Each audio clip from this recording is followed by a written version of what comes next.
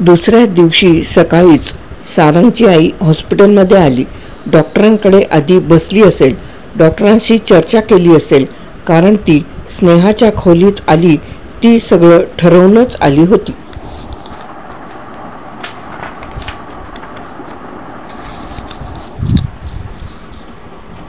अगं बाई, आई तुम्ही आत्ता? हो, त्या हसत म्हणाल्या. तुला न्यायलाच आले आहे. मला न्यायला? कुठे? दुसरं कुठे? आमच्या घरी. पण काय? सारंग म्हणत होता इथे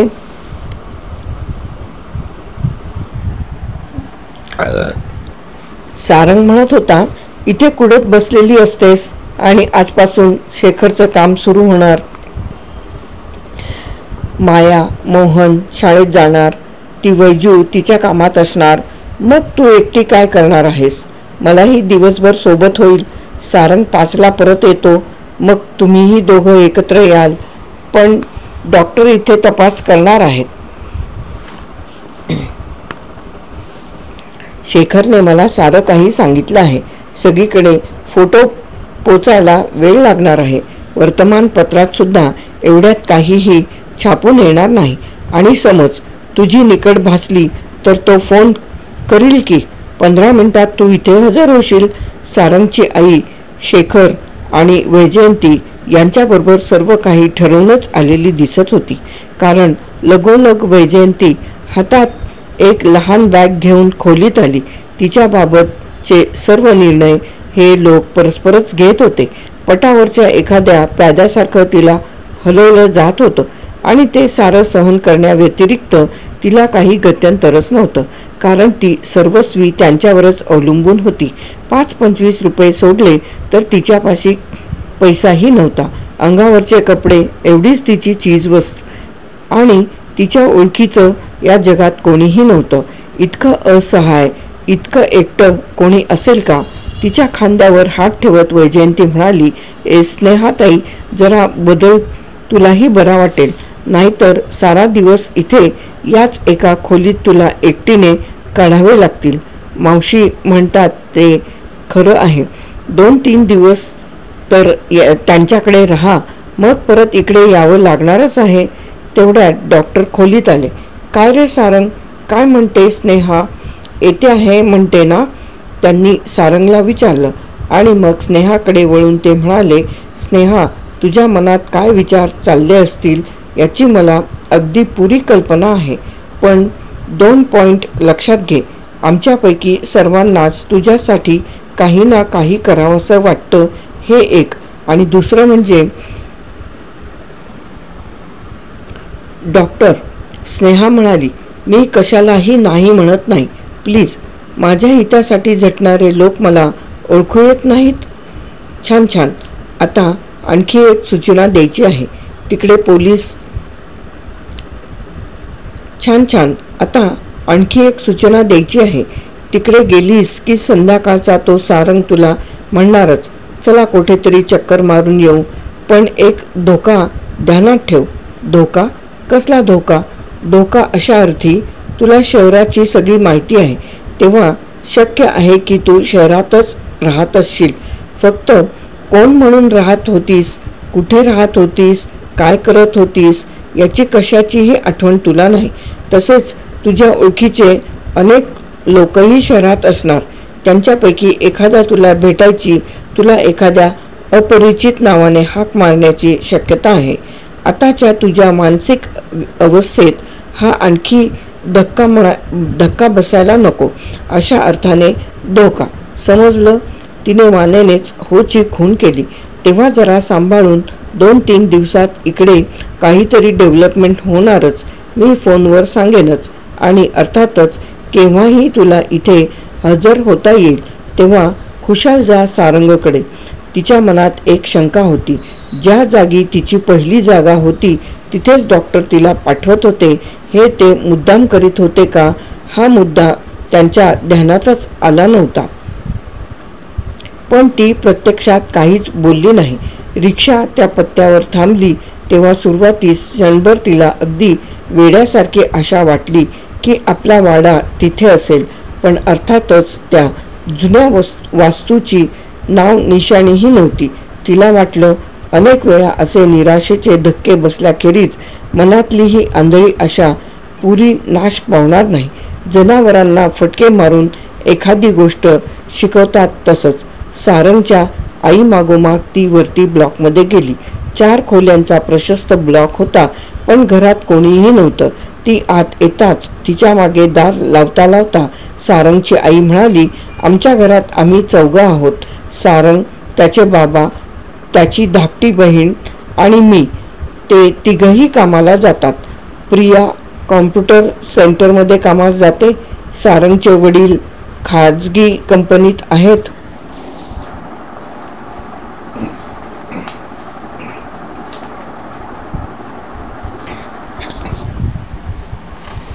सगळे संध्याकाळी एकत्र जमतात. तोपर्यंत मी घरात अगदी एकटी असते. आणि कालच रविवार होऊन गेला ना, त्यानंतरचा सोमवार तर अगदीच कंटाळवाणा जातो. मग मनाशी विचार केला, तुला येथे आणावं. मला सोबत होईल आणि तुलाही तेवढा चेंज होईल. तिथे तू अगदी एकटीच असणार. पण शनिवारी रात्री तर तुम्ही दोघेच होतात. अगं, ती प्रिया मैत्रिणीकडे गेली होती आणि हे खूप उशिरा परत आले. काल दोघं सारखे प्रश्न विचारत होते. आता संध्याकाळी पडतील गाठी. विचारावे की नाही असा स्नेहाला प्रश्न पडला होता, पण तिने शेवटी हिम्मत करून विचारलंच. आणि सारंग ते एकटेच असतात. त्याची पण एक ट्रॅजेडीज आहे बघ. चांगलं लग्न ठरलं होतं आणि 2 महिने आधीच ती अपघातात मरण पावली बघ. असा काही शॉक घेतला की काही सांगता सोय नाही. आता 4च्या वर वर्ष होऊन गेली बघ. पण लग्नाची नुसती गोष्ट काढली की असा भडकतो की बघ. स्नेहा काहीच बोलली नाही. आईच्या मागोमाग ती स्वयंपाकघरात गेली. सारंगची आई म्हणाली, सकाळीच सगळे लोक इथे डबे घेऊन जातात. मी माझ्यासाठी फक्त पोळी भाजी तेवढी करते. खरी जेवणं संध्याकाळीच होतात. स्नेहा आईंना जमेल तेवढी मदत करीत होती. आईंना सर्व काही माहीत होतं. तेव्हा आता वागण्याचा काहीच प्रश्न नव्हता. प्रश्न येणार होता तो संध्याकाळी सगळे परत आल्यावर. आई मध्येच स्नेहा म्हणाली, पण तुमच्याकडच्यांना ही कल्पना आहे की मी इथे येणार आहे म्हणून? अगं, त्यांना विचारल्याशिवाय का मी असं काही करीन? काल रात्री जेवताना हाच विषय होता आणि शेवटी सारंग आणि प्रिया दोघंही माझ्या मागे लागली की आई त्यांना आणच इथे. खरं सांगू का, त्यांना तुझ्यात इतकं विलक्षण कुतूहल आहे की सांगता सोय नाही. 5 वाजल्यापासून एक करून माणसं घरी परतायला लागली. आधी सारंग आला तेव्हा स्नेहा बाहेरच्याच खोलीत बसली होती. ती गडबडीने खुर्चीवरून उठायला लागताच तो म्हणाला, अहो बसा ना, आरामात बसा. दाराजवळच्या खुर्चीत बसून तो बूट काढता काढता म्हणाला, केव्हा आलात? सकाळीच आलात ना? हो, आईला आम्ही कालच बजावून सांगितलं होतं. त्यांना आपल्या घरी आणच. तिथे हॉस्पिटलमध्ये तुम्ही एकट्या असणार नाही हो. ते डॉक्टर आणि वैजूताई किती चांगली माणसं आहेत. सगळं जेवणखाण तर त्यांच्याकडेच होत होतं. तेवढ्यात कृष्णराव आणि प्रिया बरोबरच आली. मग मात्र स्नेहा उठून उभी राहिली. औपचारिक ओळख करून देत सारंग म्हणाला, बाबा, याच त्या मिसेस पोद्दार. शनिवारी संध्याकाळी मी खाली होतो म्हणून बरं, नाहीतर आईही आतून बाहेर आल्या आणि सगळेच बसले. स्नेहाबाई, कृष्णराव म्हणाले. स्नेहा.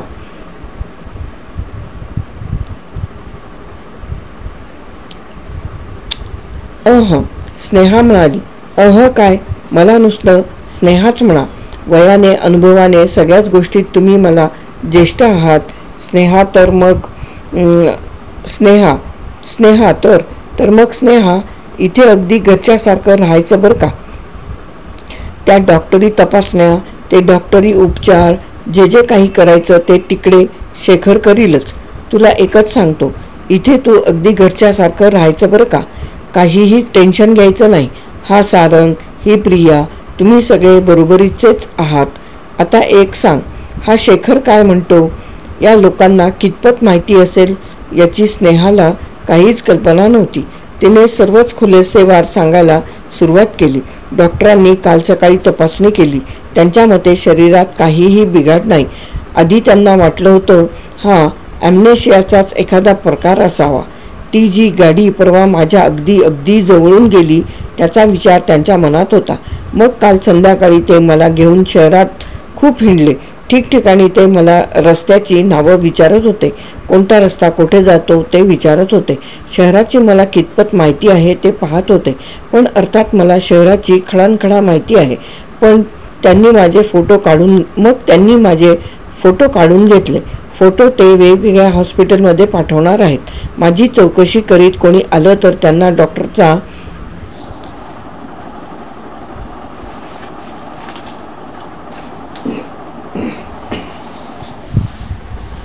डॉक्टरांचा पत्ता द्यायला सांगणार आहेत.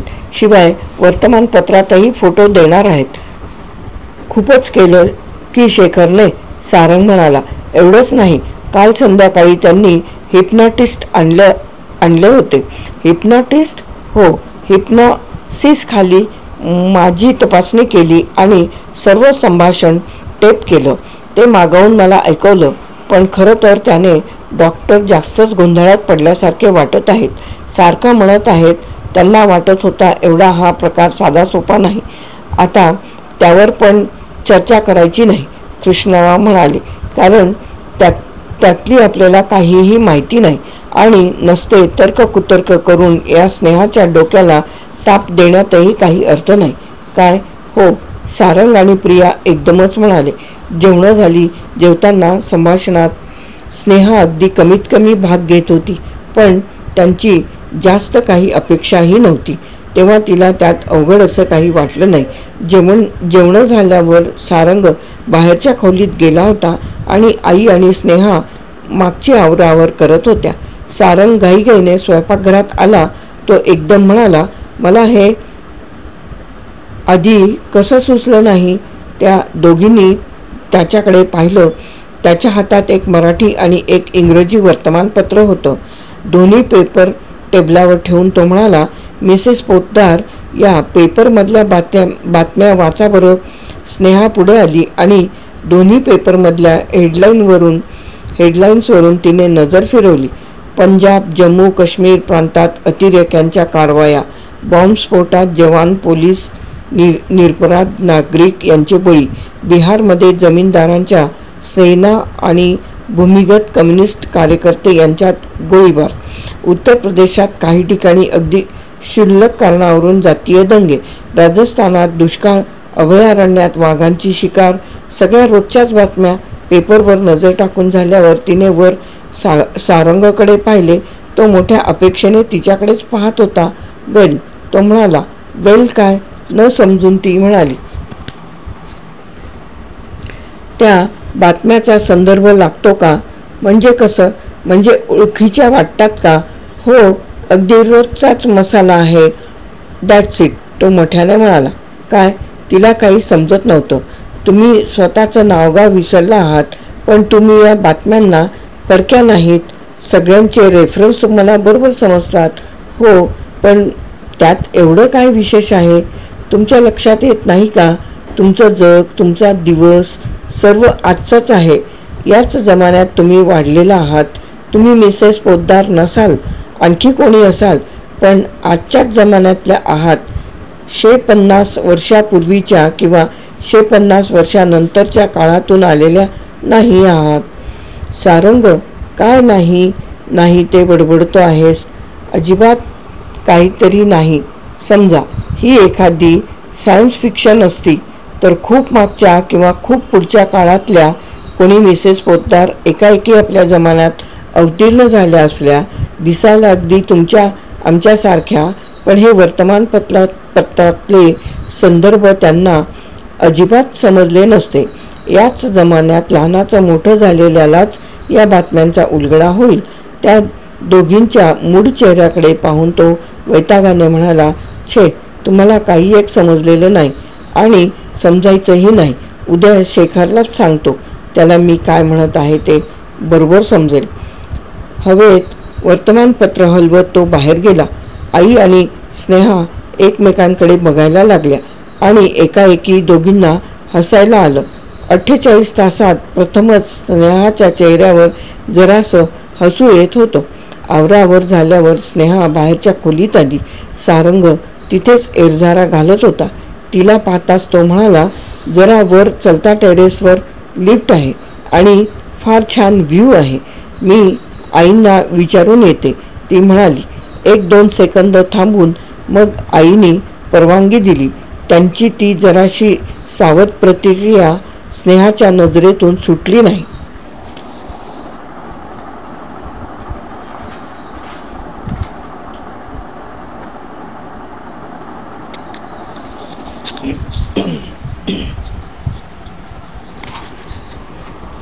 दोघं लिफ्टमधून वर गच्चीवर आले.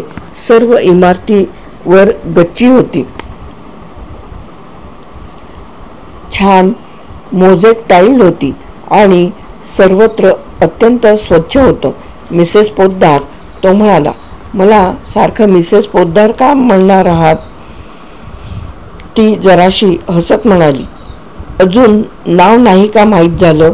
स्नेहाबाई तर. इकडे या स्नेहाबाई. तो गच्चीच्या पश्चिमेकडच्या बाजूला गेला. पॅरापेटपाशी उभा राहिला. तीही त्याच्या शेजारी जाऊन उभी राहिली. मगाशी स्वयंपाकघरात बोललो त्याबद्दल सॉरी हं, तो म्हणाला. जरा सबुरीने घ्यायला हवं होतं.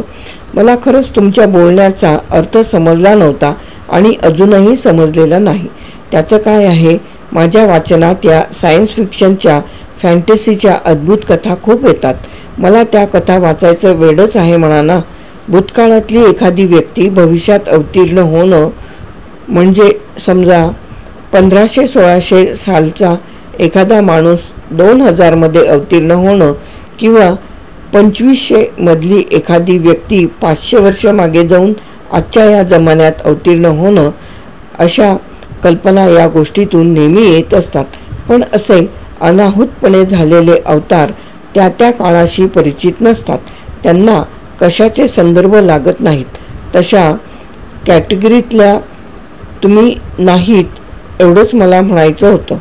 मला एक सांगा सारंग, प्रत्येकाला आपल्या स्वतःच्या अस्तित्वाची, खरेपणाची अगदी 100% खात्री असते की नाही? अर्थात असते. ती जेव्हा डळमळीत होते तेव्हाच मग त्या माणसाच्या शहाणपणाची लोक शंका घ्यायला लागतात. त्या पातळीवर मला माझ्या मिसेस स्नेहा पोद्दार या अस्तित्वाची पुरी खात्री आहे. अगदी हिप्नॉसिस खाली सुद्धा मी स्नेहाबाई पोद्दार याच हाकेला प्रतिसाद देत होते. आणि ते शेखरला आवडलं नाही असं तुम्ही म्हणता? आवडलं नाही असं नाही, पण त्यामुळे माझा प्रश्न जरा कठीण झाला आहे असं ते म्हणतात. तिची नजर आसमंतावरून विमनस्पणे फिरत शेवटी खाली गेली आणि तिने एकदम एक मोठा श्वास घेतला. सारंग, सारंग, ती दबक्या आवाजात म्हणाली. काय? तिची उलाढाल सहज लक्षात येत होती. खाली पहा, खाली पहा. ती खाली बोट करून दाखवत होती. तो पहा माझा वाडा, तो पहा माझा वाडा. एक क्षणभरच सारंगने खाली नजर टाकली आणि मग स्नेहाच्या खांद्याला धरून त्याने तिला मागे खेचली. त्याच्या हातून सुटण्याची जोराची धडपड करीत ती म्हणत होती, सारंग, सारंग, खाली माझं घर आहे, मला जाऊ द्या. तो तिला मागे मागे ओढत होता. तिची धडपड वाढत चालली आणि ती मोठमोठ्याने ओरडायला लागली. सारंग, सारंग. आता काहीतरी केलं नाही तर ती हिस्टेरियाच्या अवस्थेत जाणार हे उघड दिसत होतं. त्याचा हात सपाट्याने आला आणि तिच्या गालावर जोराची चपराक बसली. तिची सगळी धडपड एका क्षणात थांबली. सारंग, ती एवढंच बोलू शकली. स्नेहा, आपण तिला एकवचनाने हाक मारत आहोत हे त्याच्या ध्यानातही आलं नाही. स्नेहा, माझ्या 2च प्रश्नांची उत्तरं दे, मग मी तुला खुशाल जाऊ देईन. अगदी स्वतःसुद्धा नेईन. फक्त 1 मिनिट थांब. मी काय विचारतो त्याची उत्तरं दे, ओके? काय? ती अगदी बारीक आवाजात म्हणाली. स्नेहा, तुझं जग आणि हे जग दोन्ही एकमेकांना पर्यायी आहेत की नाही? एक असतं तर तिथे दुसरं अस्तित्वात असू शकत नाही. ही गोष्ट तुला मान्य आहे का? हो, तुला काय दिसलं याबद्दल मी काहीही बोलत नाही. समजा तू म्हणतेस तसंच खरोखर असलं, खाली तुझा वाडा असला आणि तू समजा तुझ्या यजमानांना, तुझ्या मुलांना हाक मारलीस, ते बाहेर आले, तर ते कुठे पाहतील? त्यांना तुझी हाक कोठून येईल? इथूनच, गच्चीवरून, म्हणजे 50-55 फुटांच्या उंचीवरून. हो ना? हो, अगदी समज तुझा वाडा तिथे आलाच, तर मग ही आमची मोठी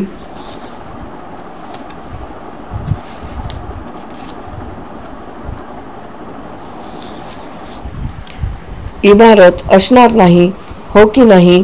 तू कोठे असशील? वर, हवेत 50-60 फुटांवर, आणि तिथून एकदम खाली नाही का पडणार? त्यांच्या समोर तुझं चेंदामेंदा झालेलं शरीर नाही का पडणार? हा का त्यांच्यापर्यंत पोचण्याचा मार्ग आहे? वक्र मार्गानं तुझं मन तुला हे तर सुचवत नाही ना की या आयुष्यात तुझी त्यांच्याशी भेट होणार नाही? ती नुसती त्याच्याकडे पाहत उभी राहिली. मग आपोआपच आणखी एक विचार मनात येतो की नाही? तू म्हणतेस ती वेगाने जाणारी गाडी तुझ्या अगदी जवळून गेली आणि तू या जगात आलीस. कशावरून तुला गाडीची धडक बसली नाही? इकडे येण्याचा किंवा तिकडे जाण्याचा मृत्यू हा एकमेव मार्ग नाही. कशावरून? आलं का ध्यानात? चल, खाली चल, मी येतो. तुला तुझ्या जगात प्रवेश मिळाला तर तू सुखी होशील आणि मलाही आनंद होईल, पण तो प्रवेश अशा मृत्यूच्या द्वारातून नको. स्नेहा, चल. एक क्षणभरच ती पॅरापेटच्या दिशेने वळली. एक क्षणभरच तो वाडा आपल्या नजरेने पाहण्याची तिला अनिवार्य इच्छा झाली. स्नेहा, तिकडे नको, प्लीज, चल माझ्याबरोबर. शेवटी ती त्याच्याबरोबर निघाली. लिफ्टचा पाळणा तळमजल्यावर पोचला. आसपासची लिफ्टची पोलादी जाळी बाहेर येताच दोन्ही बाजूच्या सिमेंट कॉन्क्रीटच्या दणकट अभेद्य भिंती, बोळासमोरच्याच रात्रीच्या प्रकाशाने उजळलेला रस्ता, या साऱ्यांना एक इतकी विलक्षण कठोर सत्यता होती की एव्हानाच स्नेहाच्या मनातली आशा मालवली जायला लागली होती. बोळाच्या एका बाजूला समोरचा रस्ता होता. मागच्या बाजूचं दार इमारतीच्या मागच्या भागात जात होतं. तिकडे सारंगने तिला नेलं. ते दोघं दाराबाहेर आले. मागे रिकामी जागा होती, पण सर्वस्वी रिकामी नाही. 2 मोठमोठी झाडं होती. एक आंब्याचं, एक गुलमोहराचं. ओळखीची झाडं, ज्यांच्या सावलीत ती, अरविंदा, मुलं अनेक वेळा संध्याकाळचे बसले होते. ज्या आंब्याच्या कैऱ्या तिने हाताने तोडल्या होत्या, ज्या गुलमोहराच्या पाकळ्यांच्या वर्षावाखाली ती उभी राहिली होती, तिच्या ओळखीच्या जगातले हे 2 एकमेव मुके साक्षीदार. बाकी काही नाही, काही नाही. कसे तरी मागे अडवून ठेवलेले अश्रू आता आले. आतून वेदनेची, शोकाची, विरहाची अशी काही कळ आली की श्वासच छातीत रुकला. तिला कळलंही नाही की आपण सारंगकडे वळलो आहोत. त्याच्या छातीवर मान टेकवून त्याच्या आधाराने उभे आहोत.